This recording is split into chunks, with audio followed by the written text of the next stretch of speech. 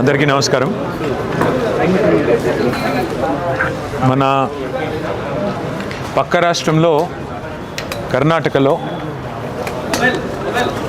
మాజీ ముఖ్యమంత్రి సిద్ధరామయ్య గారి సతీమణికి అక్కడి ప్రభుత్వం మైసూర్ అర్బన్ డెవలప్మెంట్ అథారిటీ పరిధిలో 3 ఎకరాల భూమిని కేటాయించింది అని చెప్పి అక్కడ స్థానికంగా ఉండే బీజేపీ నాయకత్వం, స్థానికంగా ఉండే కొంతమంది ఎన్జిఓల ప్రతినిధులు అందరూ కూడా ఆ రోజు కేసు ఫైల్ చేస్తే, ఫిర్యాదు చేస్తే మరి లోకాయుక్త చివరికి తీర్పిచ్చి ముఖ్యమంత్రి సిద్ధరామయ్య గారు రాజీనామా చేసే పరిస్థితి దాకా వచ్చింది.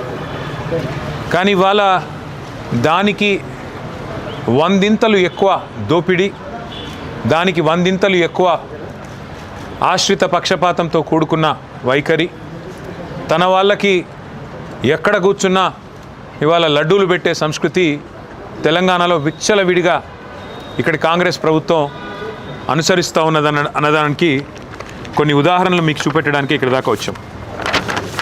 ఇవాళ అనుముల కొండల్ రెడ్డి రేవంత్ రెడ్డి గారికి స్వయాన తమ్ముడు. ఆయన లింక్డ్ ఇన్ ప్రొఫైల్ ఇది. ఇందులో ఏం చెప్తున్నాడంటే, నేను చైర్మన్గా ఉన్నాను టెసరాక్ట్ అనే ఒక కంపెనీకి అని చెప్పి కొండల్ రెడ్డి గారు ఇలా స్పష్టంగా రాశారు. టెసరాక్ట్ అడ్వాన్స్డ్ సిస్టమ్స్కి, భూపాల్ ఇన్ఫ్రాస్ట్రక్చర్కి నేను బాధ్యుడిని అని చెప్పి కొండల్ రెడ్డి గారు రాసుకున్న వారి లింక్డ్ ఇన్ ప్రొఫైల్ ఇది. అదే సంస్థ టెసరాక్ట్ అనే సంస్థ ఏర్పాటు చేసిన ఒక కార్యక్రమం, ఏరోస్పేస్ అండ్ డిఫెన్స్ కంపెనీ నేను అని చెప్పుకొని ఏర్పాటు చేసిన ఈ కార్యక్రమానికి అమెరికన్ కాన్సుల్ జనరల్ కూడా అటెండ్ అయిన విషయం.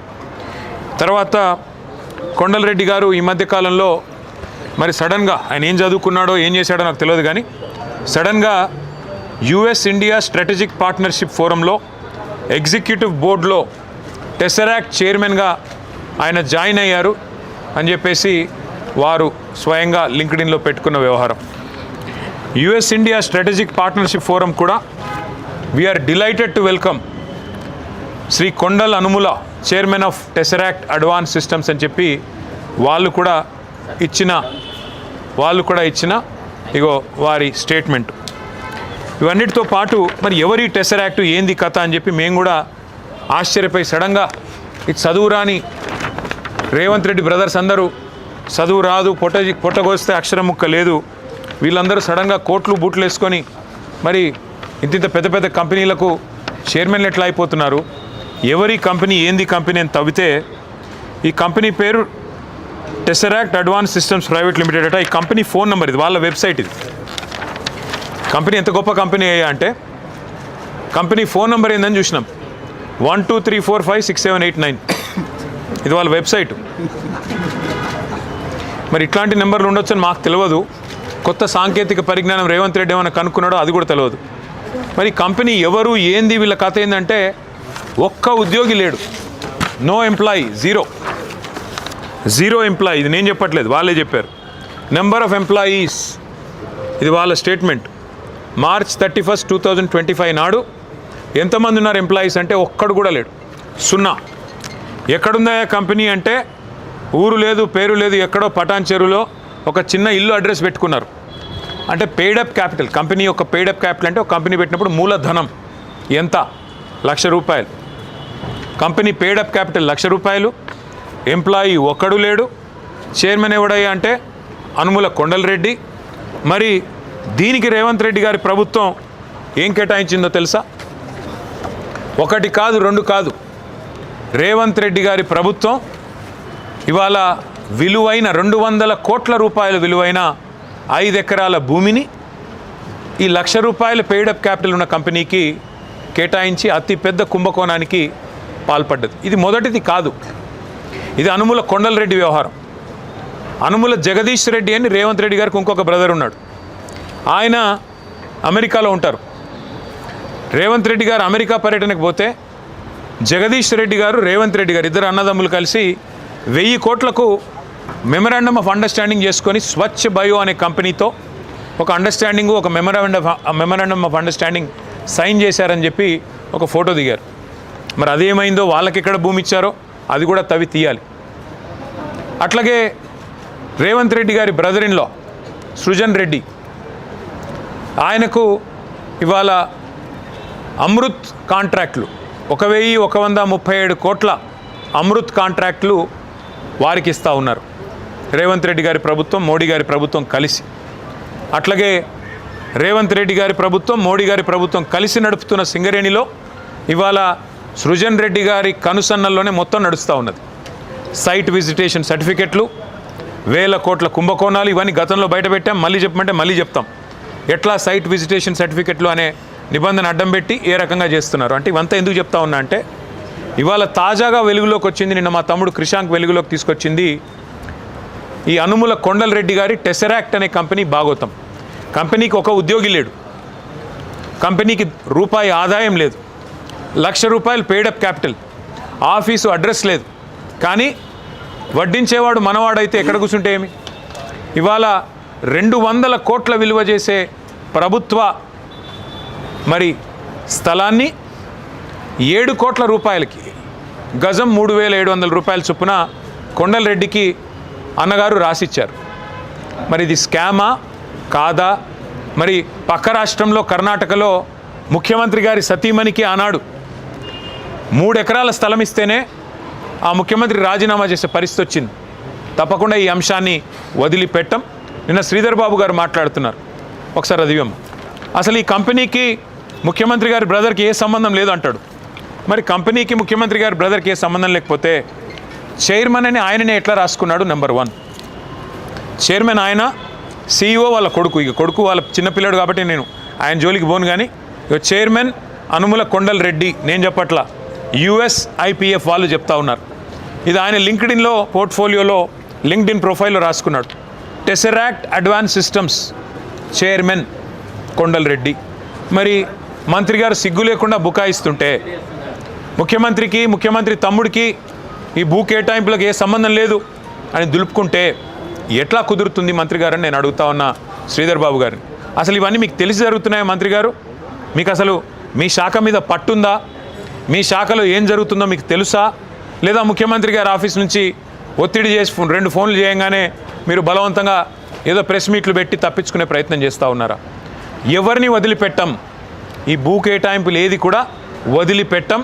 తప్పకుండా ఇవన్నీ కూడా ప్రజల ముందు పెట్టడంతో పాటుగా, అంటే ఇవాళ ముఖ్యమంత్రి గారి బ్రదర్స్ అయితే ఏదైనా చేయొచ్చా? అనుముల తిరుపతి రెడ్డి గారేమో కొడంగల్లో ఏ అధికారిక హోదా లేదు ఆయనకు. ఇలా ఒకవైపు కలెక్టర్లు, ఇంకోవైపు ఎస్పీలు కూర్చొని ఈయన గారు అధికారిక కార్యక్రమాల్లో ఇవాళ అధికారిక ప్రారంభోత్సవాలు చేస్తూ కొడంగల్ నియోజకవర్గంలో అన్అఫీషియల్ ఎమ్మెల్యేగా ఆయన కూడా ఇష్టానుసారంగా కొడంగల్ నియోజకవర్గంలో చేస్తూ ఉన్నాడు. నిన్నగాక మొన్న పారిశ్రామిక ఏదో పార్క్ కడుతున్నాము అని చెప్పి ముఖ్యమంత్రి గారి అల్లుడు కోసం, ఆయన పార్ట్నర్గా ఉన్న మ్యాక్స్ బిఎన్ ఫార్మా అనే కంపెనీ కోసం కొడంగల్లో గిరిజనుల భూముల్లో హక్కున్నారు లగచర్లలో. ఆ లగచర్ల భూముల కోసం ఏదైతే భూసేకరణ చేసినారో అక్కడ ప్లాట్లు ఇచ్చే కార్యక్రమానికి ముఖ్య అతిథి అనుముల తిరుపతి రెడ్డి. ఎవరి అనుముల తిరుపతి రెడ్డి? ఒక వార్డు మెంబరా? ఒక కౌన్సిలరా? ప్రజాప్రతినిధా? ఏ హోదాలో ఇవాళ కూర్చుంటున్నారు? మరి ఇదేనా మీరు చెప్పిన ప్రజాపాలన? అనుముల తిరుపతి రెడ్డి, అనుముల జగదీష్ రెడ్డి, అనుముల కొండల్ రెడ్డి, సత్యారెడ్డి, వీళ్ళేనా మరి ముఖ్యమంత్రి గారి కుటుంబమే నడుపుతున్న పరిపాలన ప్రజాపాలన? ముఖ్యమంత్రి గారి కుటుంబం దోపిడీ చేస్తే ఇవాళ మంత్రులు వంతపాడడమే ప్రజాపాలన? మేము అందుకే ఈ అంశాన్ని వదిలిపెట్టాం. రాష్ట్ర గవర్నర్ను కూడా తొందరలోనే కలుస్తాం. తప్పకుండా ఈ విషయంలో తప్పకుండా విచారణ జరిపించాలని వారిని కూడా కోరుతాం. అవసరమైతే ఎట్లా అయితే కర్ణాటకలో లోకాయుక్తకు పోయారో, కోర్టులకు పోయారో, ఇక్కడ కూడా పోతాం. నేను వాళ్ళు ఒకటే అడుగుతా ఉన్నా, నాకు చాలా ఆశ్చర్యంగా కూడా ఉంది. మీరు ఈ రాష్ట్రంలో అనుముల కొండల్ రెడ్డి గారి కంపెనీ కాకుండా వేరే కంపెనీ ఇట్లాగే, ఇప్పుడు రేపు మా శ్రవణ్ గారు ఉన్నారు, ₹1,00,000 పెట్టి ఒక కంపెనీ పెడతాడు, నాకు కూడా ఒక 5 ఎకరాల స్థలం ఇవ్వండి అంటే ఇస్తారా? ఇచ్చే పరిస్థితి ఉందా? అంటే కొండల్ రెడ్డి ఒక్కడికి స్పెషల్ రూల్సు, తిరుపతి రెడ్డికి స్పెషల్గా ప్రివిలేజెస్, ప్రోటోకాల్స్, ఏ అధికారిక హోదా లేకపోయినా, అనుముల జగదీష్ రెడ్డికి 1000 కోట్ల MOUలు, సూదిని సృజన్ రెడ్డికి ఇవాళ 1000 కోట్ల కాంట్రాక్టులు, సత్యనారాయణ రెడ్డికి ఇవాళ మెడికవర్ హాస్పిటల్స్, మ్యాక్స్ బిఎన్ ఫార్మాలు, ఇవన్నీ కూడా ప్రజల ముందు బయట పెడతాం. ఇవాళ వీళ్ళు చేస్తున్న విచ్చలవిడి దోపిడి ఒక ముఖ్యమంత్రి గారికి పరిమితం కాలేదు దోపిడి, వాళ్ళ మంత్రులు కూడా. ఇప్పుడు మరిగా ఒక దగ్గర మేస్తే దూడ ఇంకో దగ్గర మేయదు కదా, మంత్రులు కూడా ఒకటే పనిలో ఉన్నారు. వాళ్ళ పొంగులేటి శ్రీనివాసరెడ్డి గారి రాష్ట్రంలో మంత్రి, ఆయన కొడుకు హర్ష ఆయన చేస్తున్న దోపిడి, బెదిరిస్తున్న విదంతాలు గతంలోనే బయటపెట్టాం బట్టినాగులపల్లిలో, ఇతర చోట్ల. అది మాత్రమే కాదు, పొంగులేటి శ్రీనివాసరెడ్డి మంత్రి, ఆయన కొడుకు కంపెనీకి ఇవాళ రేవంత్ రెడ్డి గారి కాన్స్టిట్యున్సీ కొడంగల్లో 1000 కోట్ల కాంట్రాక్టులు. ఏం నడుస్తుంది ఈ రాష్ట్రంలో? ఇవన్నీ కూడా గవర్నర్ గారిని, అట్లాగే లోకాయుక్తని, అట్లాగే ఆఫీస్ ఆఫ్ ప్రాఫిట్ అనే నిబంధన కూడా ఈ దేశంలో ఉంది. మరి ఇవన్నీ కూడా ఈ రాష్ట్రంలో మాత్రం చెల్లుబాటు కావట్లేదు. ఈ రాష్ట్రంలో మాత్రం అనుముల రాజ్యాంగం, మరి అనుముల అన్నాదమ్ముల సామ్రాజ్యంలాగా నడుస్తూ ఉన్నది. కాబట్టి ఇవన్నీ కూడా తప్పకుండా మరి వివిధ వేదికల ద్వారా బయట పెడుతూ ముందుకు పోతాం. ముందుగా ఈ టెసరాక్ట్ అడ్వాన్స్ సిస్టమ్స్ ఎవరిది? ఇందులో మరి కొండలరెడ్డి గారు లేకపోతే చైర్మన్గా ఎట్లా USIPFలో కూర్చున్నాడు? ఆయన చైర్మన్ కాకపోతే లింక్డ్ఇన్లో ఆయన ఎందుకు రాసుకున్నాడు? ఆయన కొడుకు CEO కాకపోతే ఎందుకు మరి ఆయన ఇంటర్వ్యూలు ఇస్తున్నాడు? ఇవన్నీ కూడా బయట పెట్టాల్సిన అవసరం ఉంది. ఈ బినామీ బాగోతాలు, అట్లాగే ఈ టెసరాక్ట్ అడ్వాన్స్ సిస్టమ్స్ అనే షెల్ కంపెనీ ఏదైతే ఉన్నదో దీన్ని అడ్డం పెట్టుకొని రేవంత్ రెడ్డి గారు సంపాదిస్తున్న 100 కోట్ల రూపాయలు, స్వచ్ఛ బయో అనే కంపెనీతో చేసుకున్న ఒప్పందాలు, అట్లాగే సృజన్ రెడ్డి గారు చేస్తున్న కార్యక్రమాలు, ఇవన్నీ కూడా మొత్తంగా బయట పెట్టేదాకా వదిలిపెట్టం. ఈ షెల్ కంపెనీల బాగోతాన్ని, మీ దోపిడీని, 1000 కోట్ల దోపిడీని, రేవంత్ రెడ్డి గారి కుటుంబ దోపిడీని తప్పకుండా వదిలిపెట్టమనే మాట మరొకసారి తెలియజేస్తూ thank you. Well, the matter is very simple. There was a time in Karnataka when the Chief Minister of Karnataka, the then Chief Minister of Karnataka, Mr. Siddaramaiah, was almost compelled to resign because of what was called the Muda scam, Mysore Urban Development Authority scam, where the Chief Minister's wife was allotted 3 acres of land, prime land. Today, a much bigger scam is unfolding in Telangana. This is the LinkedIn profile of Kondal Reddy Anumula, where he calls himself the chairman of a company called Tesseract Advanced Systems Limited. ये Tesseract क्या है? हम लोग थोड़ा इसके बारे में समझने की कोशिश किए हैं. Tesseract Advanced Systems क्या चीज़ है? हमने जब कोशिश की, हमने सोचा कि इनका जो भी मतलब डाटा होगा उनके खुद के वेबसाइट पे तो होगा. तो खुद का अगर वेबसाइट अगर देखा Tesseract का, तो उसमें फ़ोन नंबर लिखा गया 12345678 अभी ये कैसी कंपनी है शायद इससे आपको अंदाज़ा हो जाएगा. साथ ही साथ हमने थोड़ा प्रोफाइल भी इनकी पढ़ने की कोशिश की. तो इसमें लिखा गया कि कितने एम्प्लॉयज़ हैं हमने ढूंढा. एम्प्लॉयज़ उनके खुद का रिपोर्ट है, एनुअल रिपोर्ट है. एम्प्लॉई एक भी नहीं है, no employee of this company. और साथ ही साथ हमने कोशिश की कि कौन है ये कुंडल रेड्डी, सेम आदमी है कि कोई और है. तो ये कुंडल रेड्डी साहब USIPF के मीटिंग में बैठे हुए हैं. USIPF में शामिल हो गए, स्ट्रेटेजिक इंडिया पार्टनरशिप फोरम में. किस नाते, किस होदा में? टेसरैक्ट एडवांस सिस्टम्स चेयरमैन होने के नाते उनको इसमें दर्जा मिला और इसमें भाग होने का मौका मिला. फिर बाद में हमने ढूंढा कि है कहाँ ये टेसरैक्ट एडवांस सिस्टम्स लिमिटेड. इसका एक इस शेल कंपनी का एक एड्रेस दिया हुआ है, कोई पटानचेरू में एक घर है, एक फ्लैट है, उसका एड्रेस दिया हुआ है. और इस कंपनी को 5 एकड़ कीमती ज़मीन, 200 करोड़ वाला ज़मीन, 200 करोड़ मार्केट वैल्यू वाला ज़मीन इस कंपनी को 7 करोड़ में दे दिया गया. अब जिस कंपनी का पेड अप कैपिटल है 1 लाख, जिस कंपनी का एक एम्प्लॉई नहीं, क्या इनका इतना मतलब इम्पोर्टेंस था कि गवर्नमेंट ने उनको 5 एकड़ ज़मीन जो किसानों से हड़प के, किसानों को डरा के धमका के जो ज़मीन लिया रावीराल में, वहाँ उस ज़मीन जो आज चीफ मिनिस्टर बार बार कहते हैं ना फ्यूचर सिटी, उस फ्यूचर सिटी के बगल में दिया गया है ज़मीन. 200 करोड़ का ज़मीन 7 करोड़ में चीफ मिनिस्टर के भाई होने के नाते उनको दिया गया. तो इससे बड़ा स्कैम, वो मूडा स्कैम से भी बड़ा स्कैम यहाँ पे है. इस बात को हम लोग इसी लेवल पे नहीं छोड़ेंगे. गवर्नर सर को मिलेंगे, उनको भी शिकायत करेंगे, लोकायुक्ता का भी दरवाज़ा खटखटाएंगे, साथ ही साथ जो भी कानूनी तौर पे कार्रवाई करना होगा। ये देखिए, ये है उस कंपनी का एड्रेस, ये है कंपनी जो टेसरैक्ट है उसका दिया हुआ address. This is their address, the shell company का address. All these documents are with us. I will leave it with the media. I appeal to the media as well, please investigate, please इसका छानबीन करो। इसका अगर हमने कुछ गलत कहा है तो हमको भी बताओ। इस कंपनी के बारे में कल हमारे पार्टी के लीडर कृषांक जी ने कल प्रेस मीट किया, तो हमारे यहाँ के इंडस्ट्रीज मिनिस्टर है, उन्होंने आगे आके बयान दिया कि भाई इस कंपनी से कुंडल रेड्डी जी का, रेवंत रेड्डी का भाई का कोई लेना देना नहीं है।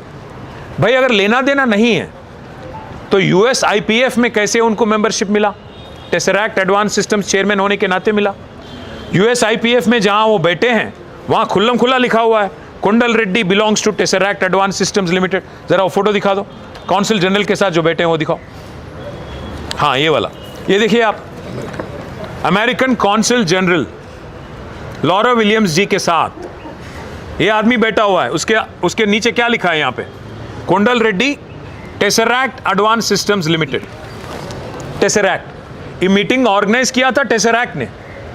अगर कुंडल रेड्डी का कोई लेना देना नहीं है टेसरैक्ट के साथ, किस ओहदे में बैठा वहाँ पे? क्या है ये आदमी? चीफ मिनिस्टर का भाई है तो कुछ भी हो सकता है, कुछ भी कर सकते हैं। तो इसलिए हम कह रहे हैं ये मूडा स्कैम से भी बड़ा स्कैम है, इसको हम छोड़ेंगे नहीं। इसका अल्टीमेट कंक्लूजन लॉजिकल यही होगा कि इमीडिएटली एक्शन लेना पड़ेगा चीफ मिनिस्टर पे और जिन ऑफिसरों ने इनको एक शेल कंपनी को लैंड दिया, सब पे एक्शन लेना पड़ेगा, कार्रवाई करना पड़ेगा। Sir, the company's defense is that they are in operation since 2023 and they followed due process to get this particular land. It took them almost 15 months to get this. Due process क्या चीज़ होता है? 1 lakh paid up capital वाला company, जैसा chief minister अपना भाई बन गया वहाँ पे, तो 5-5 एकड़, 10-10 एकड़, 50 एकड़, 500 एकड़ कुछ भी ले लेंगे। आपकी औकात क्या है? आपके कितने ऑर्डर है? वैसे अगर ड्यू प्रोसेस फॉलो किया तो छुपा क्यों रहे हो कि अनुमुला कुंडल रेड्डी आपका चेयरमैन है? एक तरफ कुंडल रेड्डी साहब लॉरा विलियम्स जी के साथ बैठते हैं काउंसिल जनरल के साथ चेयरमैन बन के, दूसरे तरफ मंत्री जी बोलते हैं कि नहीं, कुछ नहीं है उनका इसमें। क्या सच है? कुंडल रेड्डी जो बोल रहे हैं वो सच है, तो कुंडल रेड्डी क्यों नहीं सामने आ रहे हैं? इस कंपनी के साथ मेरा कुछ लेना देना नहीं है। रेवंत रेड्डी क्यों नहीं सामने आ रहे हैं? ड्यू प्रोसेस अगर फॉलो किया, मैं आशीष में सीधा सवाल, आज हमारे श्रावण भाई 1 लाख रुपए के साथ एक कंपनी फ्लोट करते हैं, क्या आप 5 एकड़ ज़मीन दे दोगे 200 करोड़ वाला 7 करोड़ में? काय का ड्यू प्रोसेस? ये ड्यू प्रोसेस नहीं है, डुबाने वाला प्रोसेस है। तेलंगाना को डुबाने का, तेलंगाना को लूट करने का, यहाँ पे पैसा कमाने का और तेलंगाना को बेचने का, तेलंगाना की कीमती ज़मीन को बेचने का एक साजिश चल रहा है। इसको हम छोड़ेंगे। కేటీఆర్ గారు ఎస్ఐఆర్ కమిటీతో మీటింగ్ అయింది, ఇప్పటికీ ఎన్యూమరేషన్ ప్రాసెస్ పూర్తయింది కదా, మీ పార్టీ ఏమనుకుంటుంది? 73 లక్షల ఓట్లకు సంబంధించి ఏం జరుగుతుంది? దాదాపు 74 లక్షల ఓట్లు మరి ఇంతవరకు అన్కలెక్టబుల్గా ఉన్నాయి, అంటే అక్కడి నుంచి రెస్పాన్స్ రాలేదు. మొత్తం తెలంగాణలో ఉన్న ఓట్లు ఈ ఎస్ఐఆర్ ప్రక్రియ ప్రారంభం కాకముందు 3,39,00,000. అందులో ఇప్పుడు దాదాపు 74 లక్షల ఓట్లు తొలగించబడబోతున్నాయి అనేది కొంత ఆందోళన కలిగించే పరిణామంగానే మేము చూస్తూ ఉన్నాం. అట్లాగే ఒక 60 లక్షల ఓట్లలో అనామలీస్ ఉన్నాయి అంటున్నారు. అంటే ఓవరాల్గా చూస్తే కేవలం 2 కోట్ల ఓట్లు మాత్రమే ఇప్పటికీ ఎస్ఐఆర్ ప్రక్రియ ముగిసిన తర్వాత మరి కరెక్ట్గా ఉన్నాయి, మిగతా అంతా కూడా కొన్ని పోయే అవకాశం ఉంది, కొన్ని తప్పుల తడకగా ఉన్నాయని చెప్పి ఎలక్షన్ కమిషన్ చెప్తా ఉన్న సమాచారం. అయితే 17 నాడు, ఆగస్టు 15 నాడు ముసాయిదా ప్రచురిస్తారని చెప్తున్నారు, ఓటర్ లిస్ట్ ప్రచురిస్తారని చెప్తున్నారు. ఆ రోజు తర్వాత ఏం చేయాలి అనే దాని మీద జిల్లాల వారీగా సమావేశాలు పెట్టుకోవాలనుకున్నాం, జిల్లాల వారీగా మా నాయకత్వంతో, అట్లాగే మా లీగల్ సెల్తో కూడా కూర్చున్నాము. న్యాయ నిపుణుల సలహాలు కూడా తీసుకుని ఎట్లా అర్హుల ఓట్లు పోకుండా ఎట్లా చూసుకోవాలి, ఏ ఒక్క అర్హుడి ఓటు కూడా పోకుండా ఎలా చూసుకోవాలి, ఎవరికైతే అన్యాయం జరిగే పరిస్థితి ఉందో వారికి న్యాయం ఎట్లా చేయాలి, వారి ఓట్లు పోకుండా ఎట్లా చూసుకోవాలనే దాని మీద కూడా మరి వాళ్ళ కొంతసేపు న్యాయ నిపుణులతో కూడా మాట్లాడుకున్నాం. మరి 13-14 తారీఖుల్లో కొన్ని సమావేశాలు పెట్టుకోవాలనుకున్నాం. పెద్దలు కేసీఆర్ గారితో ఒకసారి మాట్లాడిన తర్వాత ఆ సమావేశాల యొక్క మరి సరళి కూడా వెల్లడిస్తాము.